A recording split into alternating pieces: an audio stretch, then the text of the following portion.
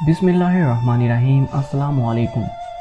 दोस्तों, एक ऐसा सवाल जो आपके जहन में कभी ना कभी ज़रूर आया होगा कि फ़िरौन की लाश मम्मी की पहचान आखिर कैसे मुमकिन हुई। 1891 ईस्वी से पहले इस दुनिया का कोई इंसान नहीं जानता था कि खुदाई का दावा करने वाले फ़िरौनों की लाशों का क्या हुआ था, या इनकी बाक़ियात कहाँ हैं, या कहीं हैं भी या नहीं। MTV उर्दू की वीडियोस में एक बार फिर से खुशामदीद। इल्हामी किताबों तौरात, बाइबल और कुरान पाक में इस वाक़े का जिक्र तफसील से मिलता था कि हज़रत मूसा अलैहिस्सलाम और बनी इसराइल कौम का पीछा करता हुआ फ़िरौन पानी में गर्क होकर अपनी फ़ौज समेत मर गया था, जबकि हज़रत मूसा अलैहिस्सलाम और इनकी कौम को पानी ने अल्लाह के हुक्म से गुज़रने का रास्ता दे दिया था।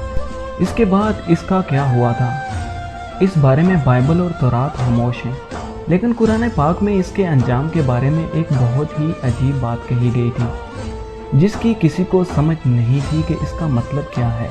खुद मुसलमान भी इस बात को पढ़कर आगे गुजर जाया करते, ये समझे बगैर कि इस बात का इशारा किस जानिब है।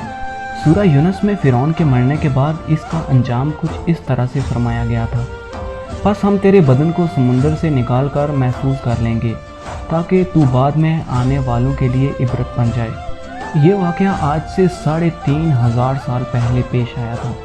फ़िरौन के डूबकर मरने के बाद समुंदर ने इसकी लाश को अल्लाह के हुक्म से बाहर फेंक दिया, जबकि बाकी लश्कर का कोई नाम और निशान न मिला। मछलियों में से किसी शख्स ने साहिल पर पड़ी इसकी लाश पहचान कर अहले दरबार को बताया और फ़िरौन की लाश को महल पहुंचाया गया। दरबारियों ने इसे मसाले लगाकर इसे पूरी शान और एहतराम से ताबूत में रख कर महफूज कर दिया। हनूत करने के अमल के दौरान इनसे एक गलती हो गई थी। फ़िरौन क्योंकि समुंदर में डूब कर मरा था और मरने के बाद कुछ अरसा तक पानी में रहने की वजह से इसके जिस्म पर समुद्री नमकियात की एक तह जमी रह गई थी। मछलियों ने इसकी लाश पर नमकियात की वो तह इसी तरह रहने दी और इसे इसी तरह हनूत कर दिया। वक्त गुजरता रहा, ज़मीन और आसमान ने बहुत से इनकलाब देखे, जिनकी गर्द के नीचे सब कुछ छुप गया। हत्ता कि फ़िरौनों की हनूत शुदा लाशें भी ज़मीन की तहों में छुप गई। इनके नाम सिर्फ किताबों, इनकी तामीरात और लोगों के जहनों में रह गए। इस वाक़े के 2000 साल बाद इस दुनिया में अल्लाह के आखिरी नबी हज़रत मोहम्मद सल्लल्लाहु अलैहि वसल्लम तशरीफ़ लाए। इन पर नाज़िल होने वाली आखिरी किताब में फ़िरौनों के किस्से बड़ी तफसील के साथ बयान किए गए थे। इस सिलसिले में इस फ़िरौन का जिस्म महफूज करने की एक आयत भी नाज़िल हुई थी, जिसकी सच्चाई पर सब अहले ईमान का पुख्ता यकीन तो था, लेकिन वो समझने से कासिर थे कि इस खुदाई का दावा करने वाले की लाश कहाँ महफूज की गई और कैसे इसे इबरत का निशान बनाया गया। 1871 में मस्र के एक शहर अलगुर्निया से तल्लक रखने वाले गरीब और मामूली चोर अहमद अब्द रसूल को फ़िरौनों की हनूत शुदा लाशों की तरफ जाने वाले खुफिया रास्ते तक रसाई मिल गई। अहमद अब्द रसूल पुरानी चीज़ें चोरी किया करता था। एक दिन वो दरियाए नील के किनारे के करीब तबीसा के मकाम पर इसी सिलसिले में फिर रहा था, जब इसे एक खुफिया रास्ते का पता चला। वहाँ वो पुरानी चीज़ों की चोरी के लिए जगह खोद रहा था कि इसी दौरान इसे कुछ लोगों ने पकड़ लिया और पुलिस के हवाले कर दिया। वो जिस जगह को खोद रहा था, वहाँ से मिलने वाले रास्ते की जब मुसलसल खुदाई की गई, 1891 ईस्वी को दूसरी मम्मियों के साथ उसी गर्क होने वाले फ़िरौन की लाश भी मिल गई। उसके कफन पर सीने के मकाम पर उसका नाम लिखा हुआ था। इन मम्मियों को माहिरीन काहिरा ले गए। जब इन मम्मियों का तफसील से जायज़ा लिया गया तो फ़िरौन वाली मम्मी पर जमी नमकियात की तह से तस्दीक हो गई कि ये वही फ़िरौन है जिसे अल्लाह ने पानी में गर्क करके बदतरीन अंजाम से हमकनार किया था। ये बहुत बड़ा वाक़या था। इसकी तस्दीक के लिए दुनिया भर के माहिरीन आसार कदीमा और साइंसदान मस्र की तरफ उमड़ पड़े। मुख्तलिफ साइंसी टेस्ट करने के बाद दुनिया भर के साइंसदानों ने तस्दीक कर दी कि दूसरी सब लाशों की निस्बत सिर्फ फ़िरौन की लाश पर ही समुद्री नमकियात की तह जमी हुई थी। इस तस्दीक के बाद इसे फ़िरौन की लाश करार देकर अजायब घर में महफूज कर दिया गया। 1982 में फ़िरौन की मम्मी ख़राब होने लगी तो इस वक्त की मसरी हुकूमत ने फ्रांस की हुकूमत को दरख्वास्त की कि फ़िरौन की मम्मी को ख़राब होने से बचाया जाए। اور جدید سائنسی ذرائع سے اس کی موت کی وجہ بھی معلوم کی جائے۔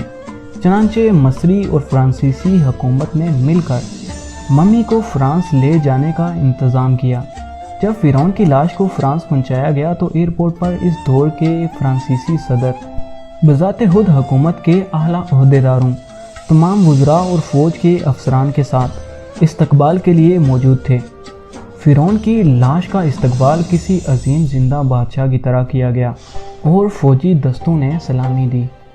فرعون کی ممی کو ماہر ڈاکٹروں کی ٹیم کے حوالے کیا گیا۔ اس ٹیم کی سربراہی ڈاکٹر مورس بوکائے نے کی تھی۔ مائکروسکوپ ٹیسٹوں کے ذریعے ممی کے تمام اعضاء کا باریک بینی سے جائزہ لیا گیا تو معلوم ہوا کہ اس کی لاش اور جسم میں سمندری ذرات ابھی تک موجود ہیں اور موت کی وجہ بھی پانی میں ڈوبنے کی وجہ سے ہوئی تھی۔ ایک بادشاہ کی موت پانی میں ڈوبنے کی وجہ سے ہو، یہ ڈاکٹر مورس کے لیے حیرت کی بات تھی۔ اس نے اس ممی کے بارے میں مزید جاننے کی کوشش کی تو اسے معلوم ہوا کہ اس بادشاہ کی موت کے حالات مسلمانوں کے نبی حضرت محمد صلی اللہ علیہ وآلہ وسلم پر اتری کتاب قرآن پاک میں تفصیل سے درج ہیں۔ اسے علم تھا کہ جہاں سے یہ لاش ملی ہے وہ ایک اسلامک ملک ہے، چنانچہ تجسس کے ہاتھوں مجبور ہو کر وہ مصر پہنچا۔ وہ ایک سائنسدان تھا، اس نے اس معاملے پر مصر کے ہی ایک سائنسدان سے ملاقات کی۔ اس سائنسدان نے قرآن پاک کھول کر اسے سورہ یونس کی آیت 90 تا 92 کا ترجمہ لفظ ب لفظ سنایا۔ فرعون کا خدائی کا دعویٰ، اس کا پانی میں ڈوب کر مرنا اور پھر پانی سے نکال کر اس کی لاش کا حنوط ہو جانا اور پھر دوبارہ لاش کا ملنا اور پھر اس کی لاش کو جدید سائنسی دور میں دوبارہ محفوظ کیا جانا، سب کا اشارہ ایک جانب تھا اور بہت واضح تھا کہ تجھے بعد میں آنے والی نسلوں کے لیے عبرت کا نشان بنا دوں گا۔ فرعون کی لاش ایسے محفوظ کر کے دنیا کے سامنے لا کر رکھ دی گئی ہے۔ انٹرنیٹ کی ایک کلک پر، ٹی وی چینلز پر اور عجائب گھر میں اربوں انسانوں کی آنکھوں کے سامنے قابل ترس حالت میں موجود ہے، عبرت کے لیے، سوچنے کے لیے کہ عبادت کے لائق اور ہمیشہ رہنے والا وہی ایک ہے جو سب کا خالق اور رازق ہے۔